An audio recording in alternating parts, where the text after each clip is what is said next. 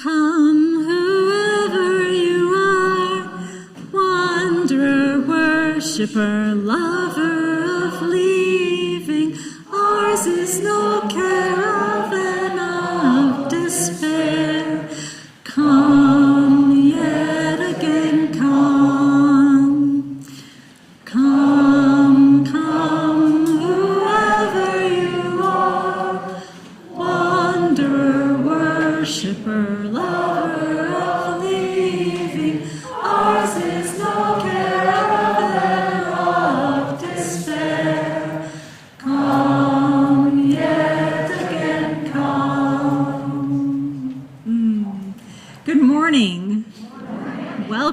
Welcome to all of you. It's so wonderful to see you here today. Welcome to those who are joining us online. It's like you're right here with us, and we're so glad. Welcome especially to our visitors. If this is your first time or if you're fairly new, we're delighted that you're here, and we'd love to get to know you after the service. I have a few announcements as we get started. First of all, let's start by addressing the elephant in the room. Or as the case may be, the elephant up there on the ceiling. Yeah, the plaster is coming down. We did notice. The staff knows. We know that it's happening, and we want you to know that we know, and now everybody is good. What's happening with it is that first of all, we have a process of getting bids, and we are being diligent in that process. But also, we want to make sure that we are fixing the right problem and that we're fixing the problem in the right way. And that takes time. So please don't be alarmed if it falls down. We're just going to continue to ignore it as we have been until we finished our process, and we are going to fix it, I promise. Okay, now that that's out of the way. I want to continue by saying thank you once again to our auction committee. It was the biggest auction ever. We had a fantastic time. And there are also a few items and experiences remaining for sale. You can take a look during our coffee hour and get your holiday shopping started early. And say that 5 times fast. I also want to thank all of our many wonderful volunteers who made yesterday's swap a success. The environmental ministry had the swap yesterday, and it was really great. Thank you, volunteers.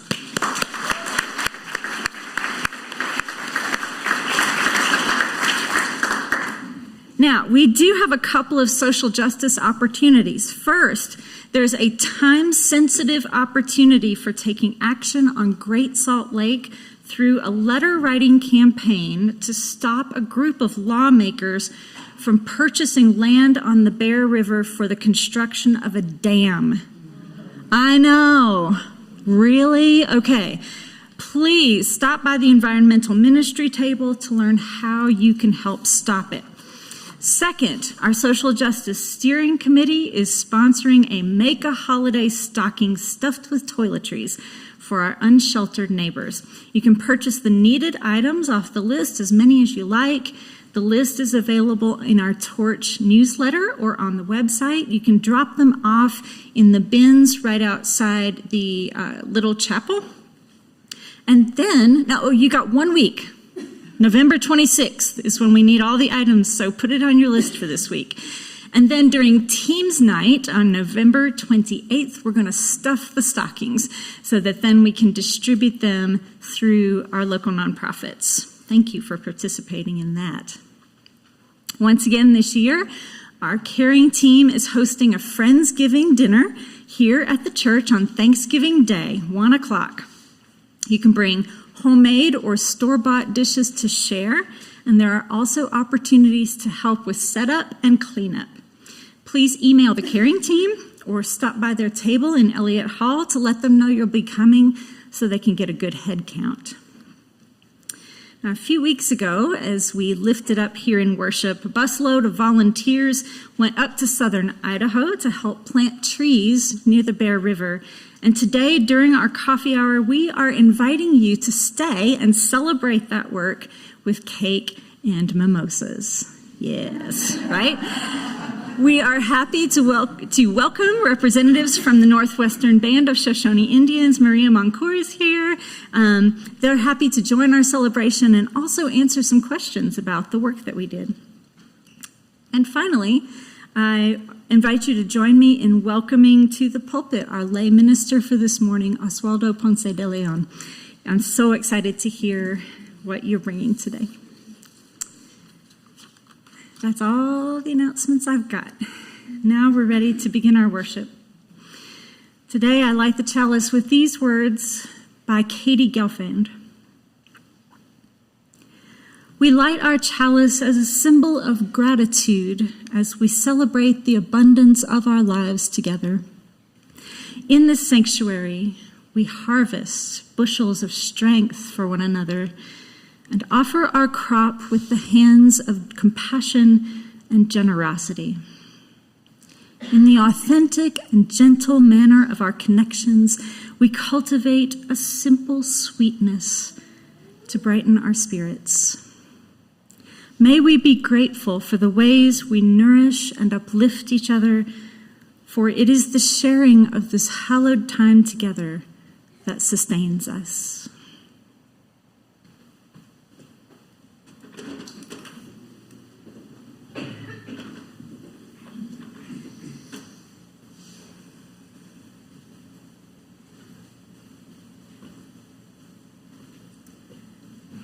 Our opening hymn this morning is number 52. It is sung to a familiar tune, which you will recognize as soon as we start to sing. Please rise in body or in spirit.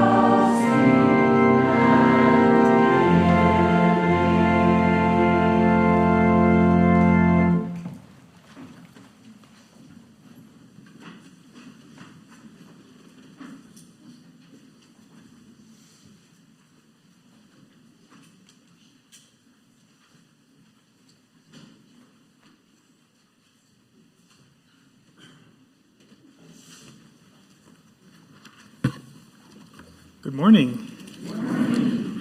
Hope you all enjoyed sleeping in today. Conflict, more specifically internal conflict, can be a suffocating experience, especially when we cannot voice our ideas, needs, or demands. I grew up attending Catholic church every Sunday. For many Mexican families, Catholicism is not only a religious tradition, it's also a cultural one. So, like any good Mexican child, I strive to be a good Catholic. Now, if you've ever attended Catholic Mass, you know it's probably not where a kid wants to be on a Sunday morning, but nevertheless, there I was. After all, I didn't really have much of a choice. I was baptized early in my life and went to church religiously, no pun intended. I even completed my first communion, which was a rite of passage in my family. And for most of my early life, I truly believed in the teachings of the church. Now, that was until my teenage years when I learned about the history of the church and the pain it had inflicted on the world through colonization, displacement, and sexual abuse. That's when my inner conflict, the suffocation, really began. Inner conflict is a deeply personal struggle that happens when our thoughts, emotions, values, or desires clash. Internal conflict can manifest in many forms, such as self-doubt, guilt, indecision, turmoil, and even self-silencing. One common source of internal conflict is the clash between our values and societal expectations. For example, the pressure to conform to societal norms can create tension between what we fundamentally believe in, who we are, and what society expects us to be. And that is where I found myself as a teenager, suffocated, caught between the church, emotion, history, logic, and societal expectations. How could I reconcile the message of love taught by the church and the atrocities committed by it at the same time? Worse yet, who could I share the sentiment with without being ridiculed, questioned, or even punished by my family and society? I felt alone. I felt voiceless. The internal conflict eventually pushed me away from organized religion and spirituality altogether. This gave me an opportunity to reach up for air, so to speak. But even after walking away, the inner conflict and questioning never disappeared. My inner conflict with organized religion and spirituality arose from time to time in varying ways. You see, I attended a Christian university. Ironic, I know. But how can I say no to a good scholarship, right? And after years of not being active in any church, I found myself once again exposed to Christianity, only to have my logic wrestle with my emotions, always in a conflict. I struggled with the deaths of family members. I struggled with my fight for social justice issues, and I struggled with spirituality. And now I find myself here in front of you all in a church, again, ironic, still struggling with that inner conflict. But the biggest difference and relief is that I can now voice that conflict. When I found the UU church, I was skeptical. From the outside, I mean, this building is a very traditional-looking church building. But after learning more about it and what happened inside, I began to connect the logical and emotional aspects of my spiritual inner conflict. In my short time attending the UU church, I have begun to let logic, emotion, and spirituality interact more and more, something I had struggled for so long. It's a breath of fresh air. This inner conflict is one that I will likely grapple with for a long time, but for now there is a pause where I have come up for air again. I'm in a place where I can allow myself to explore and question my spirituality and faith. I'm in a place where I can criticize organized religions while also embracing some of their teachings and practices. I'm in a place where I can look at the world in a straightforward, logical way, but allow myself to question that logic. So, I invite us all to join in community and create more spaces like this one, where we can let our inner conflict speak aloud and share in our agony, joy, life questionings, and lessons. For all we know, together we can create change. Thank you.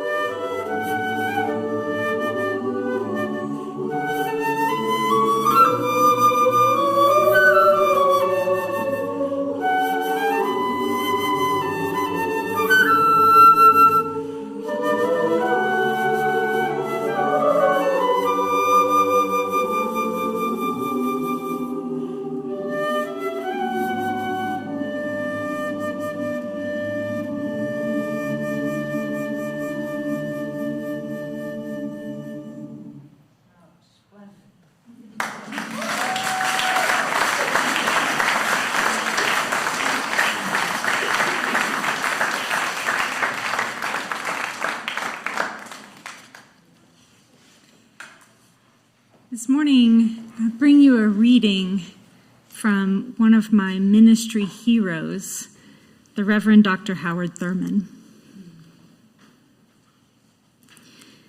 Today, I make my sacrament of thanksgiving. I begin with the simple things of my days: fresh air to breathe, cool water to drink, the taste of food, the protection of houses and clothes, the comforts of home. For all these, I make an act of thanksgiving this day. I bring to mind all the warmth of humankind that I have known: my mother's arms, the strength of my father, the playmates of my childhood, the wonderful stories brought to me from the lives of many who talked of days gone by, when fairies and giants and all kinds of magic held sway.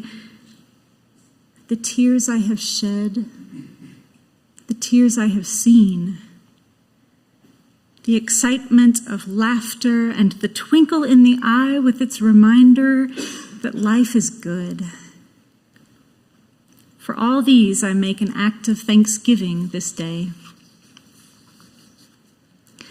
I finger one by one the messages of hope that awaited me at the crossroads, the smile of approval from those who held in their hands the reins of my security, the tightening of the grip in a simple handshake when I feared the step before me in the darkness, the whisper in my heart when the temptation was the fiercest and the claims of appetite were not to be denied. The crucial word said, the simple sentence from an open page when my decision hung in the balance. For all these, I make my act of thanksgiving this day. I pass before me the main springs of my heritage, the fruits of labors of countless generations who lived before me, without whom my own life would have no meaning. The seers who saw visions and dreamed dreams, the prophets who sensed a greater truth than the mind could grasp and whose words would only find fulfillment in years which they would never see. The workers whose sweat has watered the trees, the leaves of which are for the healing of the nations. The pilgrims who set their sails for lands beyond all horizons, whose courage made paths into new worlds and far-off places. For all this, I make an act of thanksgiving this day. I linger over the meaning of my own life and the commitment to which I give the loyalty of my heart and mind. The little purposes in which I have shared my loves, my desires, my gifts. The restlessness which bottoms all I do with its stark insistence that I have never done my best. I have never dared to reach for the highest. The big hope that never quite deserts me, that I and my kind will study war no more. That love and tenderness and all the inner graces of almighty affection will cover the life of the children of God as the waters cover the sea. All these, and more than mind can think and heart can feel, I make as my sacrament of thanksgiving, in humbleness of mind and simplicity of heart.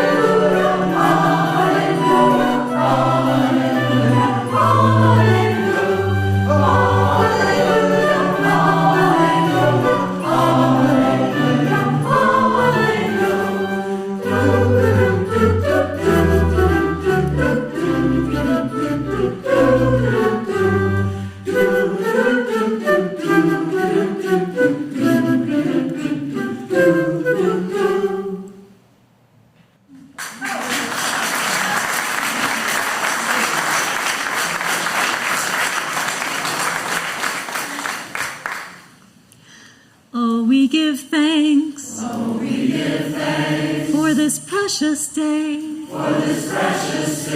for all gathered here, and those far away, for this time we share, with love and care, Oh, we give thanks, for this precious day.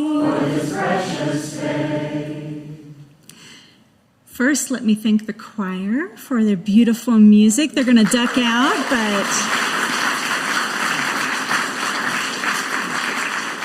thank you so much. I also wanted to take this opportunity during our offertory today to give you an update on our first Share the Plate Sunday in a long time. We've returned to sharing the first Sunday morning offering of each month with a worthy local nonprofit. And on our first one, a couple of weeks ago, we shared our offering with Unsheltered Utah, a volunteer-led organization that supports unhoused folks in our community who, for many reasons, cannot access the shelter system in Salt Lake. And I'm proud to say that this offering exceeded our wildest expectations. We were all able to share almost $1,500 with this group. Yeah.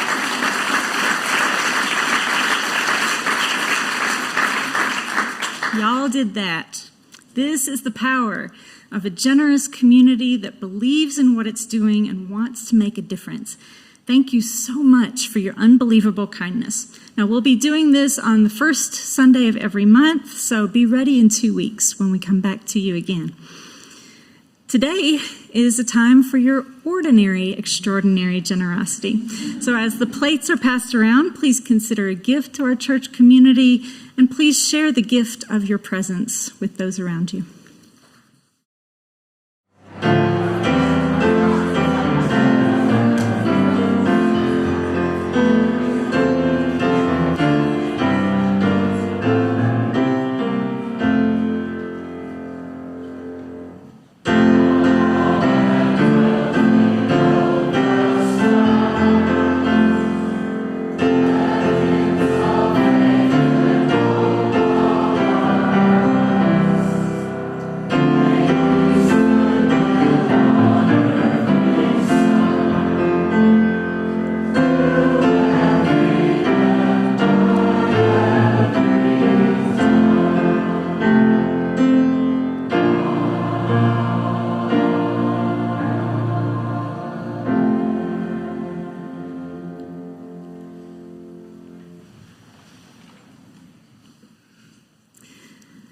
I've always wanted to be a better storyteller. I kind of feel like sometimes I'm not a very good storyteller, and I base that self-assessment on two things.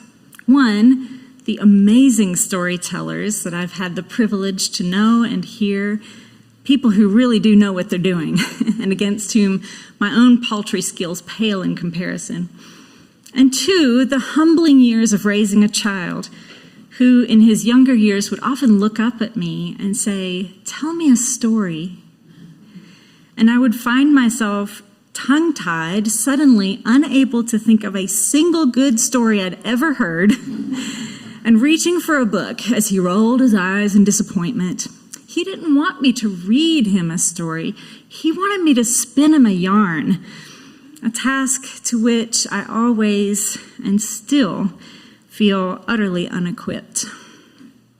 Well, this year I've embarked on a fresh attempt to learn how to tell a story. I'm participating in National Novel Writing Month.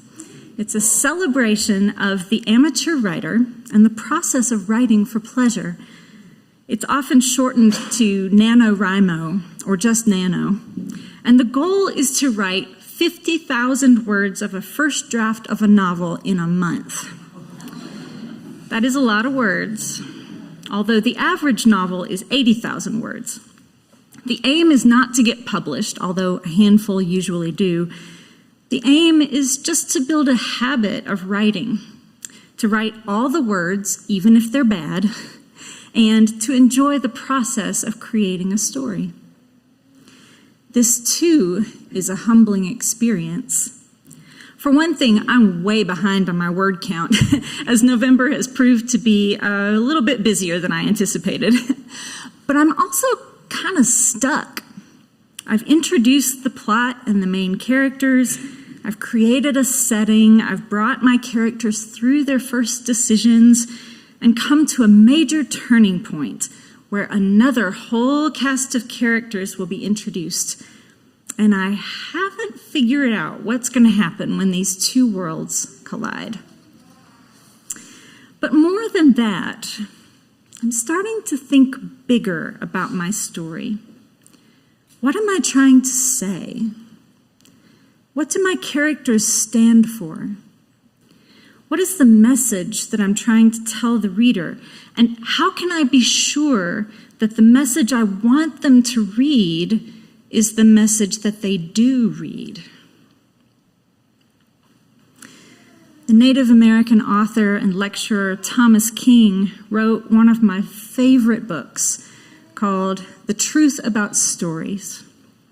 And what he says is that the truth about stories is that's all that we are. Of course, his Cherokee ancestors are master storytellers, and many indigenous North Americans have rich oral history traditions that teach that the people are made up of the stories themselves. Without the stories that tell us who we are and the stories we tell ourselves about ourselves, humans have no identity, no selfhood, no belonging. Maybe this is why we feel so much anxiety about getting our stories right, especially in an age in which misinformation proliferates and the truth can be hard to pin down. We are aware that stories are tools of governments and institutions, as well as individuals and families. We know, too, that stories can be used for good or evil purposes, and that many realities take shape in stories before they take shape in real life. And we know that stories have a way of getting away from us sometimes. One story leads to another, sometimes in ways that are hard to predict or control. We are right to be wary of their power, and we're not to be blamed for being anxious about how they get told. One of the common rituals that our school children perform in our country every morning is the recitation of the Pledge of Allegiance. All the children stand up next to their desks, put their hands over their hearts, and they begin the words that they perhaps learned in the first grade. I pledge allegiance to the flag of the United States of America and to the republic for which it stands. How many of us who grew up in the States had any idea what we were pledging ourselves to as little Americans? At what age were you when you first started to wonder what liberty and justice for all might mean? And one of the most common stories that I can think of that almost every American school child learns, and right about this time of year too, is the story of the Pilgrims and the Indians sharing a Thanksgiving meal together. The story goes, the way I was taught it anyway, is the Pilgrims arrive in this country and can't figure out how to feed themselves. So they find themselves nearly starving when the native people of the land take pity on them. They show the Pilgrims how to plant corn and beans and make them thrive by putting fish bones in the grounds with the seeds. I don't know why that particular detail has stuck with me since the third grade, but there it is. And then they all sit down together for a big Thanksgiving feast. And then what happens to the Indians? Well, in the third grade version of the story, they just kind of disappear, don't they? If you are much older than a third grader, then you already know that this story is a myth, and a harmful one at that. It's full of misinformation. And it's harmful because it flattens Native Americans to a bit character in the grand tale of colonization, rather than the ancestral caretakers of the land, the main characters. And to too many Americans, they remain flat bit characters instead of our neighbors who live with us and who have never gotten justice for the genocide enacted upon them by our ancestors. But it's a safe bet that many of you didn't start out with the real story. Most of you probably first encountered this story with a choice between a black hat with a buckle or a band with feathers made out of construction paper before your mom served you little pieces of cafeteria turkey on a paper plate, right? And that says something, because it means that most of us start out with the myth and then have to deconstruct the truth out of the myth. It's critical that we interrogate the stories that we've been told, that we seek the truth, especially the truths that others would seek to hide, and that we tell the truth when we find it. Now, I could stop preaching right there and sit down. But that's not the whole of our responsibility to our stories. It's not enough just to tell the truth. We are also responsible for not doing further harm with the truth. Right now, our culture is reeling from the outbreak of war in the Middle East. There are few conflicts in our world with the power to replicate themselves everywhere the way this conflict has.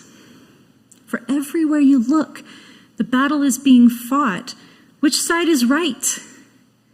Everyone is expected to have an opinion, but not just any opinion, a fully formed, fully informed opinion with an arsenal of facts and information and an arsenal of punishments waiting for anyone who disagrees with it. There's one story that says that Israel is a colonizer state with no morals and no scruples, destroying an innocent people for no reason other than that they can. If you can't say yes to this with no hesitation, then you're part of the problem. There's another story that says that Israel must never be criticized, that to do so is inherently anti-Semitic, and that the deaths of innocent civilians is a sad but inevitable reality that simply pops up from time to time. If you can't say yes to this, then you're part of the problem. I actually do not know many people who fully subscribe to either of these stories. But simple stories with clear villains and heroes are seductive. They make us feel righteous. They indicate villains and heroes around us in our own lives. They make the battle lines clear. They show us who's with us and who's against us. Most of us are right to be anxious about such stories. We recognize that neither story is telling the full truth. To criticize Israel uncritically contributes to the astronomical rise of anti-Semitic hate crimes around the world, for it is also true that many people blame all Jews for the actions of the government of Israel. When students on college campuses are reduced to hiding in their dorm rooms, even barricading themselves in buildings to keep out protesters who would do violence against them, we can see the power that stories have to unintentionally do harm. On the other hand, Hamas does not represent Palestine. Hamas are not freedom fighters, but terrorists whose stated goal is the eradication of Jews from the earth. They are nonchalant about using Palestinians, even children, as human shields, and quite cynically started this war because they believed the world was forgetting about them. They do not care about the liberation of the Palestinian people. But at an even deeper level, these stories obscure layers and layers of trauma that for many people are generations deep. Jewish people whose ancestors' memories of survival are encoded in their DNA. Muslims for whom the terror of September 11th does not feel like 20 years ago. People of color whose forebears had their own experiences of colonization and exploitation. White people who also bear scars from being raised in systems of oppression that disproportionately benefit them, from sacrificing parts of our humanity for the sake of safety and comfort.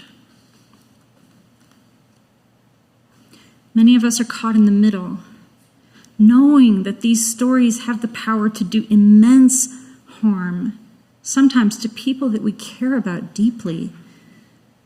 We know that some of the key words and phrases in this conflict have meanings that are not just inflammatory, but contradictory. They mean different things to different people.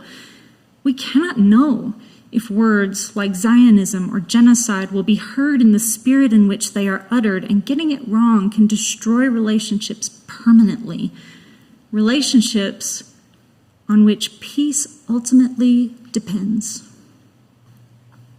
And after all the shouting, we have to ask, did any of these stories liberate anyone? Did anyone get free? Did we save anyone?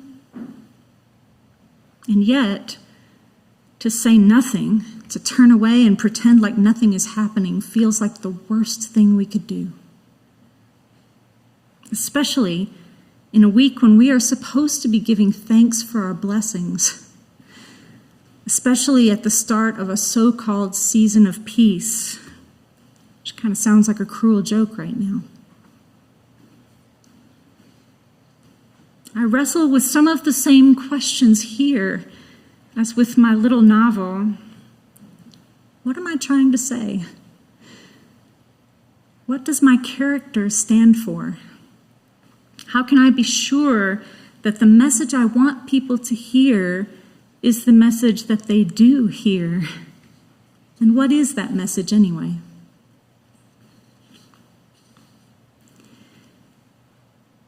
The Native American author Robin Wall Kimmerer writes about her own experience with the Pledge of Allegiance. Her daughter had started to refuse to recite it and had sprouted a homegrown rebellion in her classroom. Kimmerer writes that she could remember her own days of standing to make the pledge. She says, "You didn't have to be an 8-year-old Indian to know that liberty and justice for all was a questionable premise." Kimmerer draws her readers' attention to a different kind of pledge, the Haudenosaunee Thanksgiving Address, which is familiar to her family as they live near the ancestral lands of the Onondaga people, one of the 5 nations of what we might know as the Iroquois Confederacy, the true founding parents of American democracy. The address is known in the Onondaga language as the words that come before all else. And the reason they are called this is written into the address itself, using the repeated phrase, "Now our minds are one." The address names the many members of the natural world, sending each of them thanks and greetings in their turn. After each greeting, each thanks, those who are reciting say, "Now our minds are one." We are thankful to our Mother Earth, for she gives us everything that we need for life. She supports our feet as we walk about on her. It gives us joy that she still continues to care for us, just as she has from the beginning of time. To our Mother, we send thanksgiving, love, and respect. Now our minds are one. The address goes on verse after verse, though, as Kimmerer reminds us, it's not really a poem, not really a prayer or a pledge. It's a story about our place in the way of things. She says, imagine raising children in a culture in which gratitude is the first priority. You can't listen to the Thanksgiving address without feeling wealthy. Our consumer culture relies on emptiness to keep us engaged, but she says the address reminds you that you already have everything that you need. By bringing our attention to this story, Kimmerer is saying that we don't have to accept the story of one nation under God, indivisible, with liberty and justice for all. She's also not saying that we have to reject it, incidentally. What she's saying is that there are other stories with the power to bring us into relationship, foster healing, save lives, and create the kind of world that we dream about. What I think she's saying is that the stories themselves have the power to create, not just the words and whether they are true, but the way that the stories are told, the spirit of the stories. Who we are and what we value comes out in our stories, shaping the stories, in turn, reshaping us. It takes no political genius to say that murder and kidnapping are wrong. It takes no special knowledge to say that racial and religious bigotry are wrong. You don't have to wordsmith a statement that children should be protected, that homes and lives should be cherished on both sides of every border, that peace is worth all of our efforts. We don't have to be diplomats to call for a humanitarian ceasefire in Gaza. But we can also call for a ceasefire in our minds and hearts. It's okay to stop or slow down and listen to the voices of people on all sides who are hurting. It costs us nothing to stop using words that hurt other people and make it harder to hear what is really being said, even if the words are true. There may be no other way forward for us, because if anything is true, it is this: we will need all of us to make it. This is no time to cast away allies or turn down help for not being pure enough.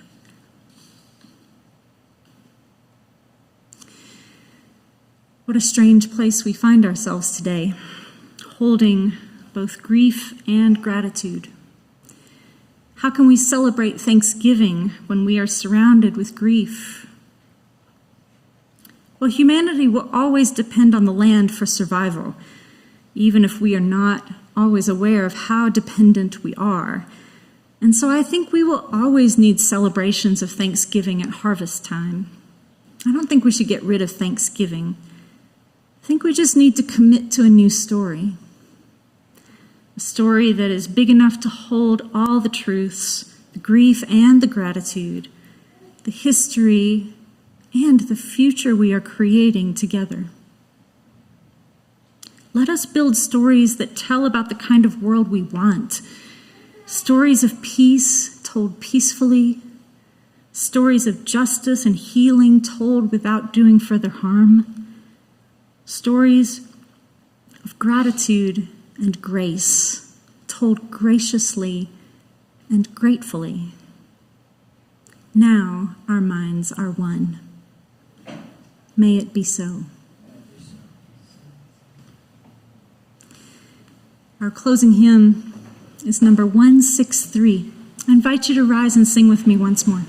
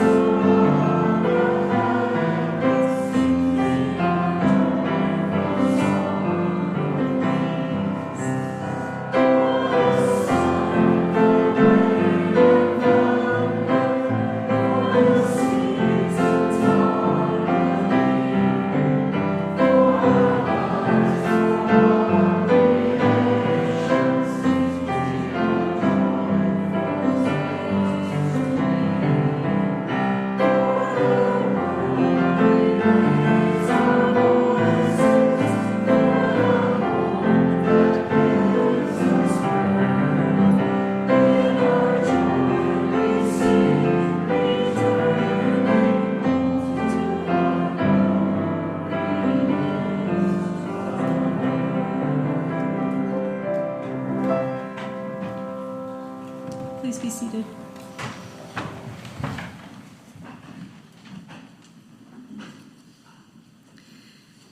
Our closing words today are by the Nigerian storyteller Ben Okri.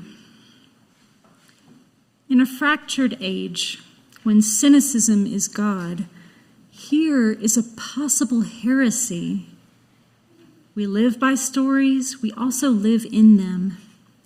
One way or another, we are living the stories planted in us early or along the way, or we are also living the stories we planted, knowingly or unknowingly, in ourselves.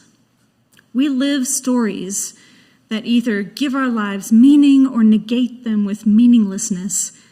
If we change the stories we live by, quite possibly we change our lives.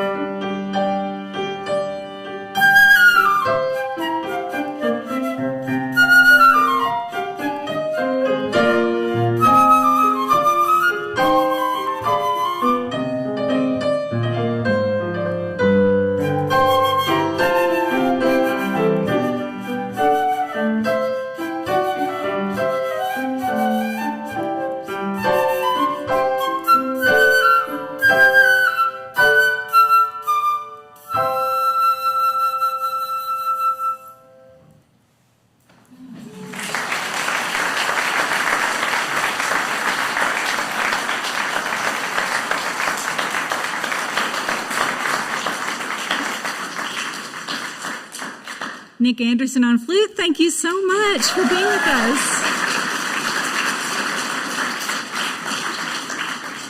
Please stick around for cake and mimosas today. Don't forget to stop by the environmental ministry table and write a letter to, whatever this thing is, this dam? Yeah, we don't want that. Write a letter. Make it stop. Please say hello to Brad Perry, Maria Moncour. Learn more about what they're doing up there in southern Idaho to get more water in the lake. Yeah. Thanks for being here. Have a great weekend. A great week. Yeah. Happy Thanksgiving.